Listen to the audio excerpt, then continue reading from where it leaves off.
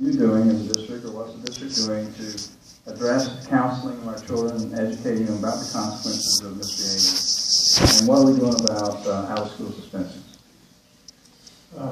Well, interesting statement, because over the last 3 years we have dramatically reduced outdoor suspensions, and I say outdoor suspensions, out-of-school suspensions, and tried to move to an in-school suspension model where every middle school and high school now has a fully certified teacher that runs a in-school suspension program. So that has been an active strategy so students continue to be in the learning environment.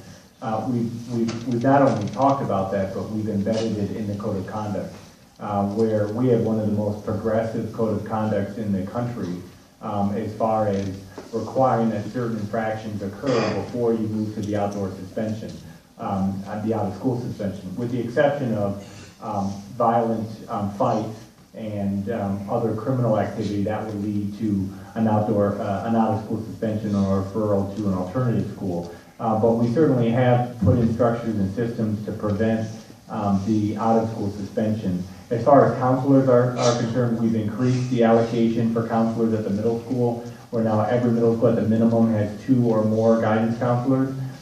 We've partnered with the Nonviolence Project in order to have, by the beginning of next school year, every middle school will have a trained social worker or psychologist in place to work with the most at-risk students. We identify at-risk students based on behavior, attendance, so that we're working them in a preventive way, not a reactionary way.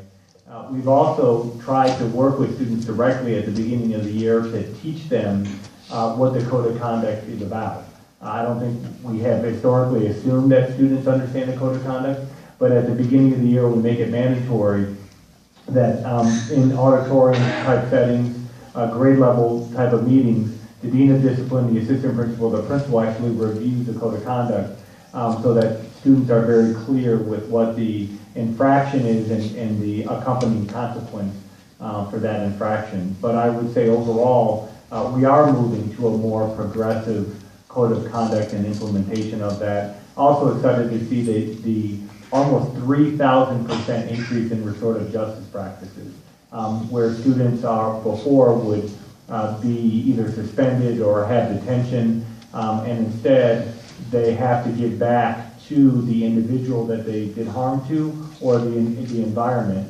And we're seeing a lot of capacity being built among our students to recognize that when you do make a bad decision, you do harm to a group of people or the environment, and if you give back, then you learn from that bad decision and you build your capacity to problem solve in the future.